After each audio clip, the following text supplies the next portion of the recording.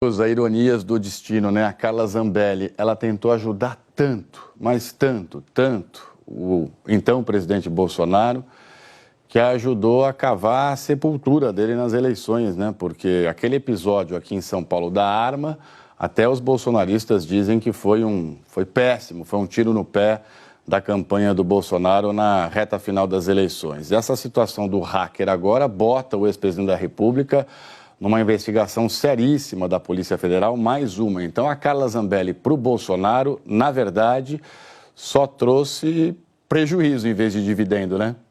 E Carla Zambelli, além disso, trouxe muitos prejuízos, e daqui a pouco eu dou o contexto, já aproveitando para dar boa noite para você que nos assiste, para o Camarote e para o Gabeira, e isso num contexto em que todo o entorno de Bolsonaro, inclusive Bolsonaro é um pouco Carla Zambelli.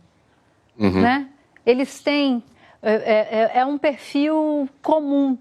Eu não sei se o Gabeira e o Camarote concordam comigo, mas tem muito do entorno de Bolsonaro assim, desse jeito. Você olha para todos os lados, ou para todos os casos rumorosos dos últimos tempos, tem alguém com esse perfil e que acaba entornando mais o caldo. Quando Carla Zambelli empunha a arma e vai atrás daquele homem aqui em São Paulo,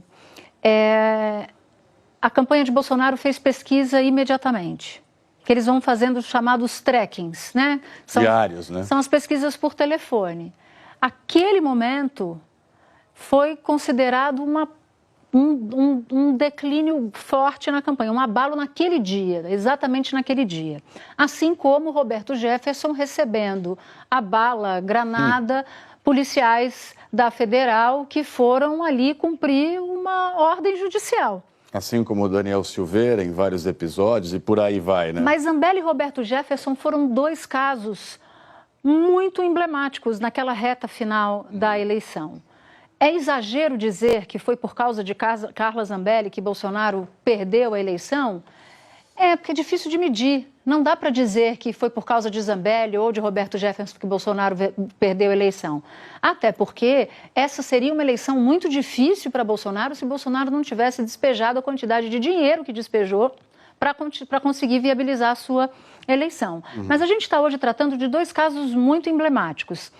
Carla Zambelli, alguém da Copa da Cozinha de Bolsonaro, que estava ali nas principais reuniões, cuja fidelidade era considerada exemplar, porque no bolsonarismo, para o Bolsonaro, só funciona se você for quase...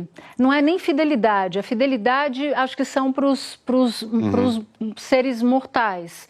No caso de Bolsonaro... Uma relação de seita, não é isso? Uma coisa de...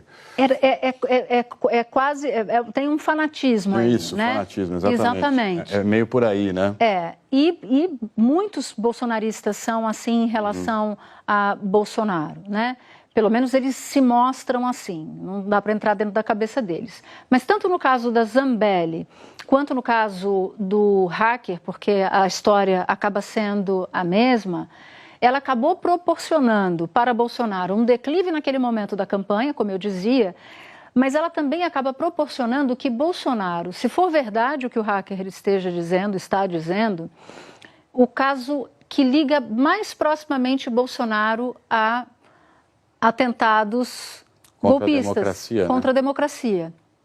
É um hacker que foi o hacker da Vaza Jato, que é levado por Carla Zambelli. Então tem um grau de inconsequência, isso que eu estou querendo dizer, no bolsonarismo de uma maneira geral. Quando eu falo que há muitas Zambellis no entorno de Bolsonaro, ou há muitos Bolsonaro dentro da atuação da pessoa, porque a gente não sabe o que veio primeiro, né? Mas Bolsonaro inconsequente, o bolsonarismo aquele fanático é inconsequente, só que essas pessoas eram as pessoas que governavam o Brasil. Essas eram as pessoas que diziam quem ia para que lugar da administração pública. Essas pessoas eram as pessoas que se reuniam e diziam o que eles iam fazer para resolver um determinado problema da nação. Ou eram essas pessoas que inventavam um problema que a nação não existia, enquanto uma população inteira ficava com fome, tinha problemas da vida real, enquanto esse grupo de inconsequentes comandava o país. Por isso é que eu falo que há muitas Zambellis, há muitos Bolsonaros para além daqueles que carregam o nome por nascença, né? O sobrenome por nascença de Bolsonaro. Então esse é o episódio, guardado aqui um cuidado, que é um hacker, alguém que já mentiu, alguém que já cometeu crime de maneira reiterada, mas alguém que na hora que foi prestar o depoimento apontou os caminhos do crime que ele cometeu. Então, ele apresentou ali elementos que indicam que pelo menos parte do que ele está dizendo é verdade. Então, vamos ver o que ele de fato entregou, o que ele adiciona e, sobretudo, se a justiça, que foi, de uma certa maneira, violada por esse hacker, porque ele entra no sistema do Conselho Nacional de Justiça, vai topar fazer uma delação premiada com alguém que entrou num sistema que não tinha nada a ver com a eleição, do Conselho Nacional de Justiça, para provar a tese do bolsonarismo e do próprio Bolsonaro e também de Carla Zambelli.